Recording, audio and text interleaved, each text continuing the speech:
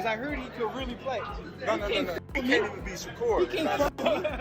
So you. What Shakur lied to you? You lost. I seen the videos. You ain't seen my video. Oh, I didn't. Exactly. I just see the videos. Exactly. What happened? Exactly. Boxing, he's definitely talented. You know what I mean? And he's definitely got that it. And yeah, he's definitely respected in boxing. But Shakur is a different fighter. You know, Shakur is different. You know, people may call him boring. People may say he can't punch. But they say the same thing about Floyd. Because they defensive fighters. Yeah. He knows that. That's why he's like, he's boring. He's this, he's that. He's trying to diminish everything that Shakur have done, so it's not marketable. But he can't do that because Shakur is world champion.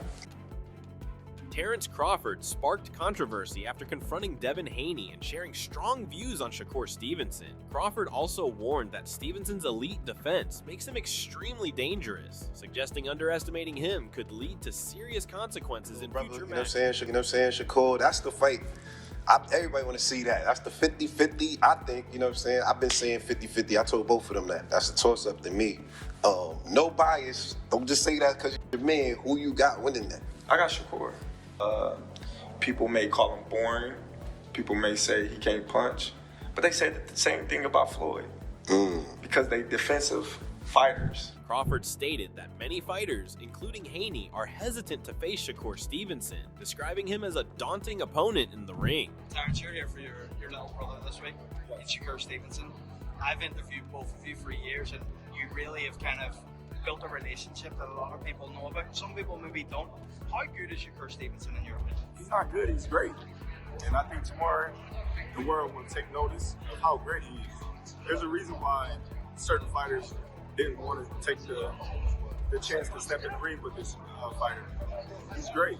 A lot of people started saying, oh, he's a runner, he's this, he's that.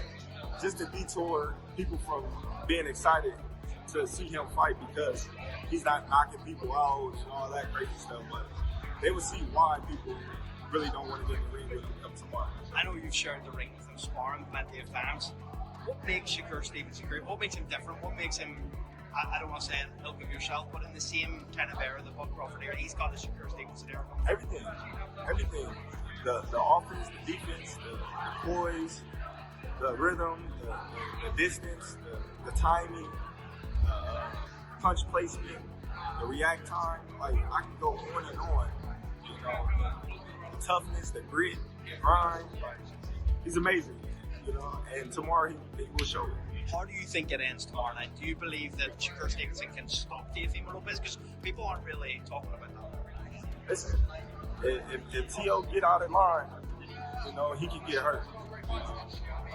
But I see Shakur outboxing him to a decision. Acknowledges Shakur Stevenson's exceptional talent, praising his strategic mind, technical skill, and boxing intelligence. He respects Stevenson as a fighter who combines sharp tactics with precise execution, making him a formidable and highly respected. When I'm in there with Shakur, you know, it's just a chess match, you know, because Shakur is a thinking man as well.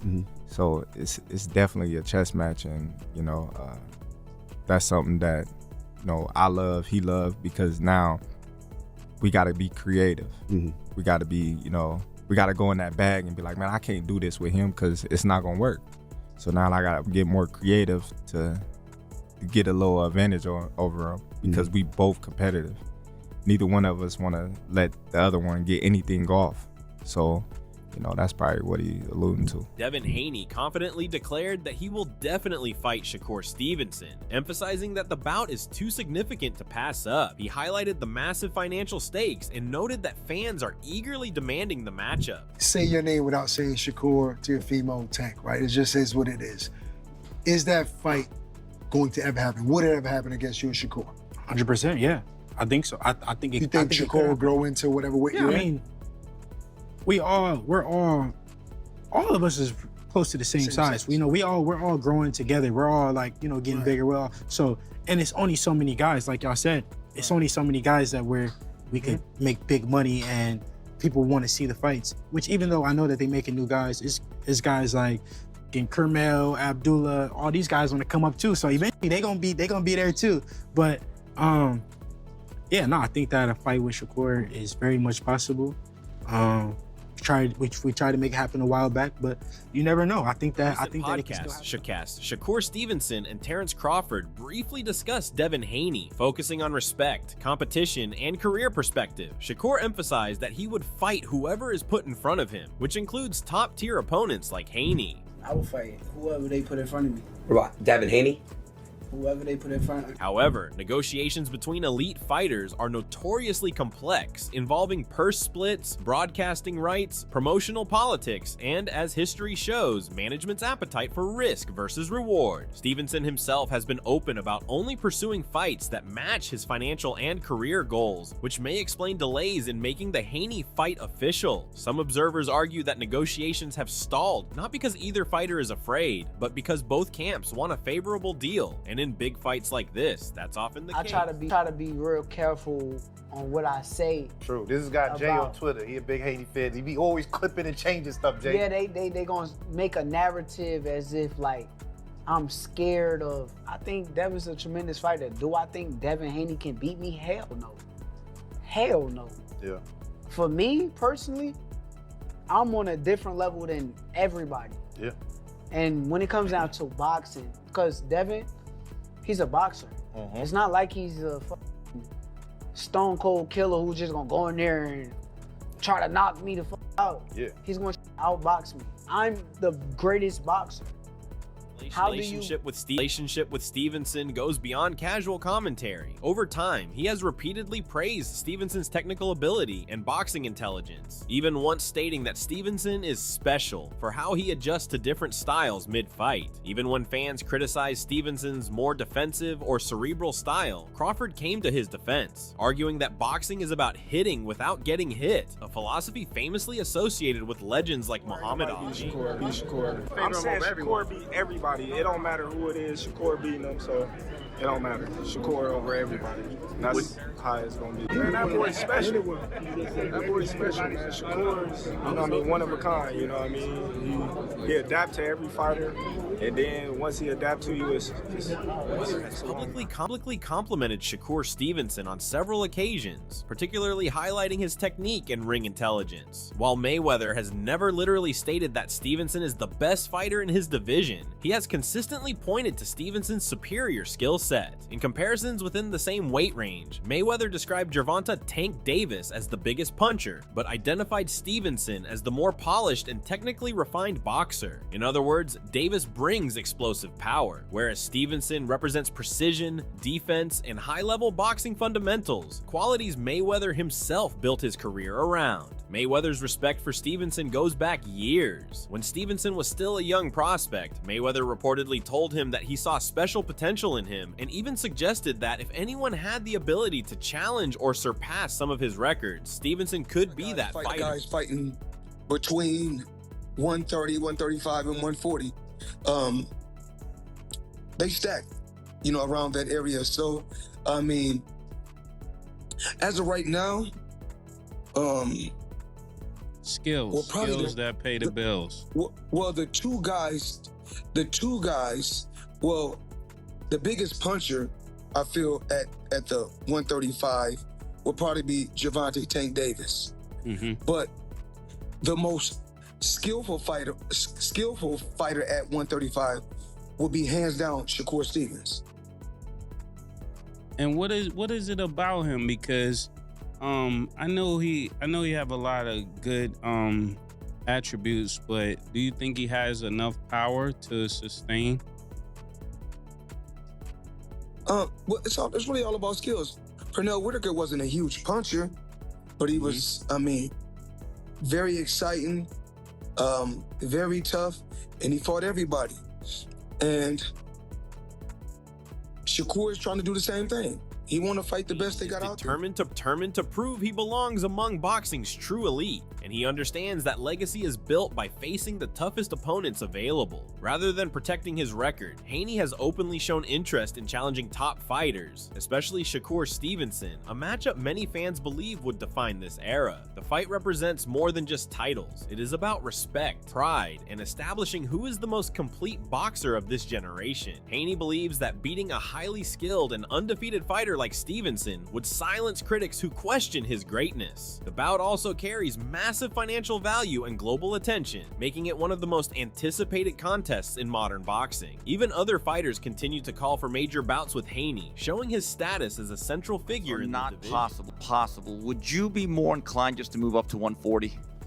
Yeah, you know, if I can't get those fights next or it doesn't make sense for it to be next, I'll probably go to 140, test it out, see how I feel at the weight at 140, and then when the time is right, then, you know, I'll defend my belt at 135.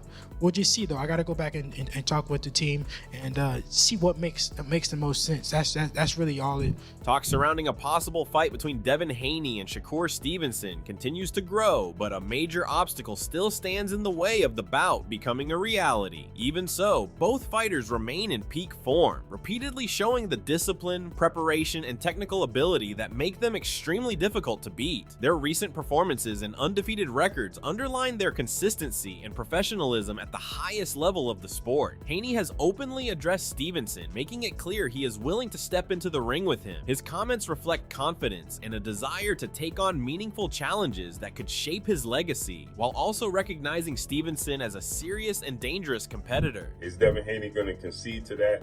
I doubt it. So there's a major obstacle in the way. But nonetheless, as you watch these two fighters fight, you can clearly see, outside of cheating, they're more than likely not going to lose, right? With that said,